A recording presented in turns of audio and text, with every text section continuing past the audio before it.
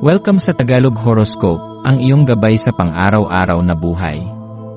Hatid namin ang pinakadetalyadong horoscope na magsisilbing gabay mo sa pera, trabaho, pag-ibig, kalusugan, at swerte. Naway magtagumpay sa buhay ang lahat ng ating tagapakinig at subscribers sa buong mundo. Maraming salamat sa pag-subscribe at tanggapin ang siksik, liglig, at umaapaw na biyayang hatid ng Tagalog Horoscope.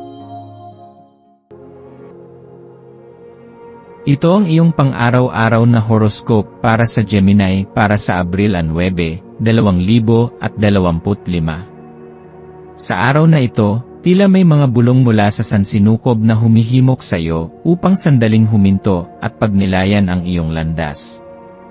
Ikaw, bilang isang Gemini, ay likas na naghahanap ng liwanag kahit sa pinakamadilim na sulok ng buhay. At ngayon ay isa sa mga araw na iyon kung kailan ang iyong positibong pananaw ay may kakayahang magbago ng takbo ng iyong kapalaran. Huwag maliitin ang kapangyarihan ng iyong optimismo, sapagkat ito ang magiging susi upang mapanatili mong mataas ang iyong enerhiya at makahikayat ng inspirasyon sa mga taong nakapaligid sa iyo. Ang araw na ito ay isang paanyaya upang bigyang pansin ang iyong panloob na mundo. Sa gitna ng mga abala ng buhay, mahalagang maglaan ng oras upang huminga ng malalim, pakalmahin ang iyong isip, at pakinggan ang bulong ng iyong puso. Ang katahimikan ay maaaring magdala sa iyo ng malalalim na karunungan, mga sagot sa mga tanong na matagal mo nang kinikimkim, o kaya naman ay isang bagong pananaw sa mga bagay na dati mong hindi nabibigyang pansin. Sa katahimikan, maririnig mo ang pinakamalinaw na tinig, ang iyong sariling intuisyon, na handang gabayan ka sa tamang direksyon. Habang nilalakad mo ang landas ng araw na ito, mararamdaman mong may enerhiya na nagtutulak sa iyo upang ayusin ang mga bagay na matagal nang naiwan at hindi natapos.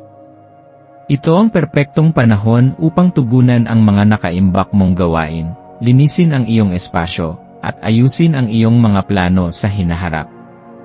Sa paggawa nito, hindi mo lamang inaayos ang iyong pisikal na kapaligiran, kundi pati na rin ang iyong kaisipan at emosyon.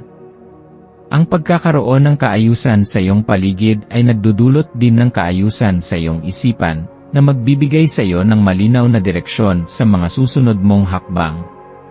Sa usaping emosyonal, ang araw na ito ay maaaring magdala ng kaliwanagan sa ilang bagay na matagal nang bumabagabag sa iyo.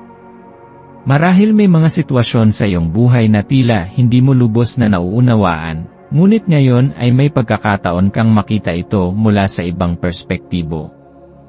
Ang mga sagot na matagal mo nang hinahanap ay maaaring dumating sa paraang hindi mo inaasahan, sa isang tahimik na sandali, sa isang simpleng usapan, o sa isang biglaang damdaming hindi mo maipaliwanag. Maging bukas sa mga mensaheng ipinapadala sa iyo ng universo, sapagkat ito ay maaaring maging susi sa iyong paglago at pag-unlad. Sa aspeto ng relasyon, ngayon ay isang magandang pagkakataon upang palakasin ang iyong koneksyon sa mga mahal mo sa buhay. Maging mas bukas sa iyong nararamdaman, at hayaang dumaloy ang tapat na komunikasyon. Kung may hindi pagkakaunawaan sa isang relasyon, ito ang tamang oras upang ayusin ito sa pamamagitan ng mahinahong pag-uusap. Tandaan, ang tunay na koneksyon ay hindi nagmumula sa pagiging tama, kundi sa pagiging bukas at handang makinig sa damdamin ng iba. Sa larangan ng trabaho o negosyo, maaari mong maramdaman ang pag-usad ng iyong mga plano. Ang pagiging masigasig at masipag ay magbibigay ng positibong resulta. Kung may mga proyektong matagal mo nang pinaplano, ngayon ay isang magandang araw upang bigyan ito ng aksyon. Ang iyong kakayahang maging malikhain at organisado ay magiging malaking tulong upang maabot mo ang iyong mga layunin. Sa usaping pinansyal, ngayon ay isang magandang araw upang muling suriin ang iyong mga gastusin at ipon. Maging maingat sa iyong mga desisyon at siguraduhin na ang bawat hakbang na iyong gagawin ay makakatulong sa iyong pangmatagalang katatagan. Kung may oportunidad upang madagdagan ang iyong kita, huwag palampasin ito, ngunit tiyakin na ito ay may matibay na pundasyon. Ang iyong maswerteng kulay para sa araw na ito ay asul, isang kulay na sumisimbolo sa kapayapaan, karunungan, at malinaw na pag-isip. Ang asul ay makakatulong upang mapanatili ang iyong kalmado sa gitna ng mabilis na takbo ng buhay. Ang maswerteng numero mo ay 5, 20, at 32 na magsisilbing gabay sa iyong mga desisyon. Ang maswerteng gawain mo ngayon ay ang pagsulat ng iyong mga layunin at mithiin sa buhay, isang simpleng hakbang na makakatulong upang mas maging malinaw ang iyong direksyon. Sa pagtatapos ng araw, pagnilayan ang lahat ng nangyari. Ano ang mga bagong bagay na natutunan mo? Ano ang mga bagay na nais mong ipagpatuloy sa hinaharap? Ang buhay ay isang walang katapusang paglalakbay ng pagtuklas, at bawat araw ay isang bagong pagkakataon upang maging mas mabuting bersyon ng iyong sarili. Yakapin ang bawat pagbabagong dumarating ng may bukas na isipan at pusong puno ng pag-asa. Huwag kalimutang pahalagahan ang maliliit na bagay na nagbibigay ng kasiyahan sa iyong araw. Ang buhay ay hindi lamang tungkol sa malalaking tagumpay kundi pati na rin sa mga simpleng sandali ng saya, pagmamahal, at pag-unawa. Sa bawat ngiti, sa bawat mabuting salita, at sa bawat kilos ng kabutihan, ikaw ay patuloy na lumilikha ng positibong enerhiya sa iyong buhay at sa buhay ng iba. Ipagpatuloy mo ang iyong landas ng may kumpiyansa, sapagkat nasa iyo ang kakayahang lumikha ng hinaharap na iyong pinapangarap. Ang sansinukob ay patuloy na gumagalaw sa iyong pabor, kaya't gamitin ang bawat sandali upang lumago, matuto, at ipahayag ang iyong tunay na sarili.